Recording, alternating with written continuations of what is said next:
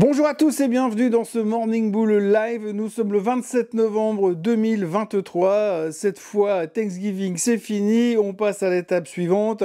On va se concentrer sur, devinez quoi, l'inflation. Oui, parce que cette semaine, il y aura les chiffres du PCE qui seront publiés.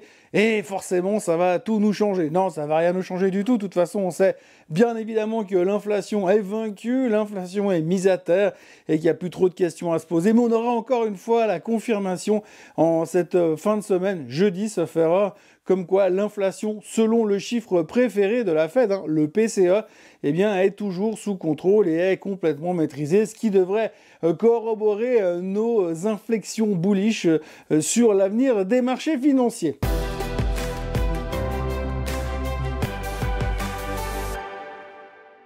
On commence la semaine avec très peu d'informations, si ce n'est un état, encore une fois, relativement positif par rapport à cette fois le consommateur. Oui, bien sûr, parce que ce week-end, enfin jeudi, vendredi, on a eu droit au week-end de Thanksgiving, donc on a eu vendredi le Black Friday, et aujourd'hui c'est le Cyber Monday. Donc en gros, on dépense, et on dépense sans compter, puisque aujourd'hui, si on regarde un petit peu les chiffres des ventes, alors les chiffres des ventes sur Internet, parce que les chiffres des ventes dans les grands magasins, on n'a pas encore tout qui est arrivé, eh bien c'est un carton plein, c'est grosso modo entre 5 et 8% de plus que l'année passée.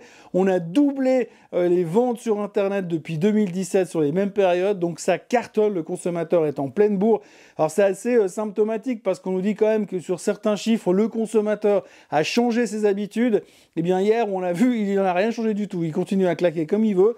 L'avantage de la carte de crédit, c'est que c'est bientôt nos limites, on emprunte, on s'en fout, on verra bien. On a encore 21% sur les taux, c'est relativement élevé, mais peu importe. C'est pas grave, un jour ça ira mieux, puis un jour ça ira mieux surtout parce que comme la baisse des taux est de plus en plus prévue à une date très précise, eh bien ça veut dire que si les taux directeurs de la Fed diminuent, eh bien les taux des cartes de crédit vont diminuer aussi.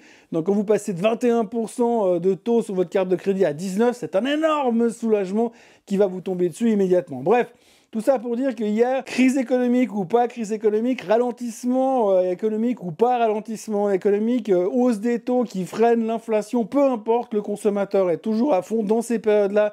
Si vous lui offrez un 70% sur quelque chose, il s'en fout, il consomme. Donc résultat, carte de crédit, endettement pas ou pas, ça on s'en fout complètement. Le Black Friday s'est bien passé, le jeudi de Thanksgiving s'est bien passé, et aujourd'hui ça devrait cartonner. On attend 12 milliards de ventes rien qu'aujourd'hui. Alors ça va être des prix de fou pour le Cyber Monday, donc aujourd'hui, peu d'informations économiques parce que tout le monde est concentré sur le Cyber Monday, bien sûr. La grosse information économique de la semaine, ce sera le PCE de jeudi. On aura aussi le PEP qui se réunira jeudi puisqu'ils n'ont pas réussi à se réunir ce week-end. On en reparlera un peu, mais pour l'instant, le pétrole est toujours sous pression. Et puis autrement, on va commencer tranquillement cette semaine avec peu d'informations, peu de motivation, si ce n'est que en Asie, on a encore vu que les profits industriels en Chine étaient de nouveau pas bon. Alors, il baisse moins au mois de novembre 2023 qu'il baissait le mois précédent, au mois d'octobre, mais il baisse quand même. Donc, alors, c'est moins pire, mais c'est pas suffisant pour motiver le marché. Ce matin, les indices asiatiques sont en baisse, le futur S&P est légèrement en baisse. Et de l'autre côté, eh bien, vous avez toujours cet optimisme exacerbé qui sort dans les médias américains, hyper content sur le Black Friday, des targets à 5000 sur le S&P 500, en veux-tu, en voilà, il y en a partout plein la presse.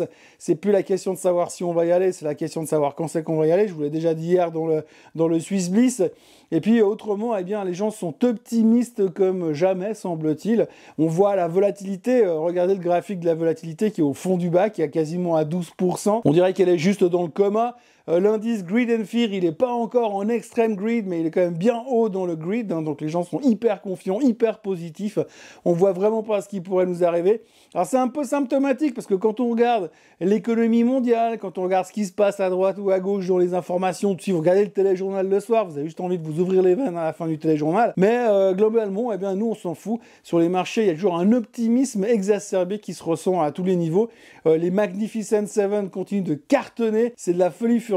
Microsoft au plus haut de tous les temps, Apple qui apparemment a cartonné aussi pendant le Black Friday devrait continuer à monter. Bref, on se demande vraiment bien ce qui pourrait faire baisser le marché. D'ailleurs, a priori, comme je vous le disais, les 5000 sont à nos portes. Et puis, il y a cette fameuse date des 8 mois qui apparaît un petit peu partout maintenant, puisqu'on sait qu'après la dernière hausse des taux, la Fed met généralement 8 mois avant la première baisse des taux. Et donc, si on prend les choses très précisément, dernière hausse des taux de la part de la Fed le 27 juillet 2023, plus 8 mois, ça fait 27 mars 2024, pardon. Et puis le 27 mars 2024, il y aura un meeting de la Fed juste avant, le 19 et le 20 mars. Allez, soyons fous, hein, on pourrait peut-être déjà baisser les taux à ce moment-là si l'économie ralentit comme prévu. Ça, il faudra le voir ces prochains temps. Parce qu'une fois qu'on aura fini la thématique du PCE, on va forcément commencer à parler des NFP, hein, parce qu'il faudra aussi voir comment ça s'est passé au niveau de l'emploi durant le mois de novembre. Mais enfin, pour l'instant, on ne va pas gâcher la fête. On a l'impression qu'en dehors du fait que ce matin, les futurs sont légèrement en baisse aux États-Unis, on a l'impression, quand on lit la presse et quand on lit les médias financiers américains, que pas grand-chose peut nous arriver. Et puis qu'on est plein d'optimisme parce que tout a l'air d'aller plutôt pas mal dans le meilleur des mondes. Donc peu d'informations, relativement de satisfaction sur ce qui est en train de se passer pour l'instant. On est content de voir que ce que font les banques centrales. On est plutôt d'accord avec le fait que c'est terminé la hausse des taux pour le moment et rien ne nous fait peur. Alors évidemment, dans ce genre de situation où rien ne nous fait peur, on peut justement se poser des questions parce que si on fait un petit retour en arrière, si on vient se projeter où on était autour du 28-29 octobre, où on était au fond du bac et qu'on était sûr qu'on s'en sortirait jamais. Et entre deux, tout d'un coup, sur deux commentaires plus ou moins optimistes, vous avez le marché qui a repris quasiment 10%. On est passé de l'extrême peur à quasiment l'extrême greed. On est passé d'une vol à 19-21% à une vol à 12%. La logique voudrait que quelque part on est en train justement de tester les extrêmes. La grande question à laquelle on va devoir répondre ces prochains jours, c'est à quel moment on aura fait notre top à court terme. Alors bien évidemment, on ne parle pas de bear market, bien évidemment, on ne parle pas de crash boursier, mais simplement que peut-être qu'à un moment donné, il va quand même falloir prendre un petit peu les profits juste pour remettre l'église au milieu du village. Le problème, c'est qu'aujourd'hui, tout le monde est bullish. On se dit oui, mais statistiquement, le mois de décembre, c'est plutôt génial. Alors pourquoi se priver ? Pourquoi changer de direction ? Donc les gens sont relativement constructifs. C'est vrai que quand on regarde les informations de ce matin, quand on regarde les commentaires du week-end pour ceux qui ont fait des commentaires, on est vraiment optimiste.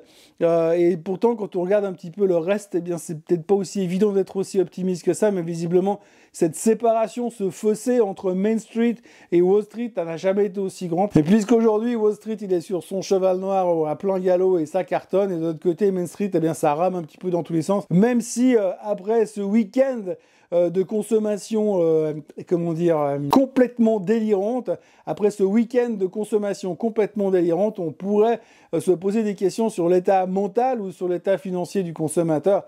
En tous les cas, ce qu'il faut retenir, c'est que tout a l'air de se passer plutôt pas mal, mais en même temps, on est aussi en train de taper dans les réserves et donc jusqu'à quand ?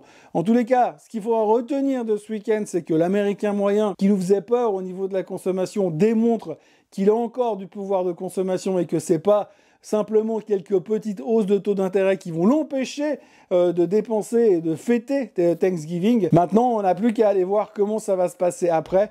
Et les banquiers centraux vont recommencer à parler. On va reparler d'inflation, mais encore une fois, l'inflation, quand on voit le niveau du baril ce matin, quand on voit la baisse du baril durant ces derniers mois, et quand on voit le CPI d'il y a une dizaine de jours, on ne voit pas comment le PCE de jeudi pourrait nous décevoir et foutre le bourdon au marché. Voilà, donc on commence une semaine avec pas grand-chose. Je vous cache pas que vous regardez les nouvelles du jour, c'est plutôt les nouvelles du week-end qui ont été réchauffées. L'Asie commence dans le rouge massivement. Les futurs américains sont plutôt négatifs, en baisse de 0,3% à l'instant où je vous parle. Et puis pour le reste, on voit que l'optimisme est toujours présent, pourvu que ça dure. Parce que c'est quand même vachement plus sympa comme ça. Voilà, en ce qui me concerne, je vous encourage à vous abonner à la chaîne Swissquote en français, à liker cette vidéo et à venir me retrouver demain, en espérant que la semaine se sera lancée pour de vrai, vu que maintenant les gens vont revenir après les vacances. Aujourd'hui, ils vont encore passer un peu de temps à consommer sur Internet. Et puis mardi, on pourra se concentrer sur le nombre de Pères Noël qui ont été engagés pour le mois de décembre. Moi, je vous souhaite une excellente journée, un très bon début de semaine, et je vous vois demain. Bye bye.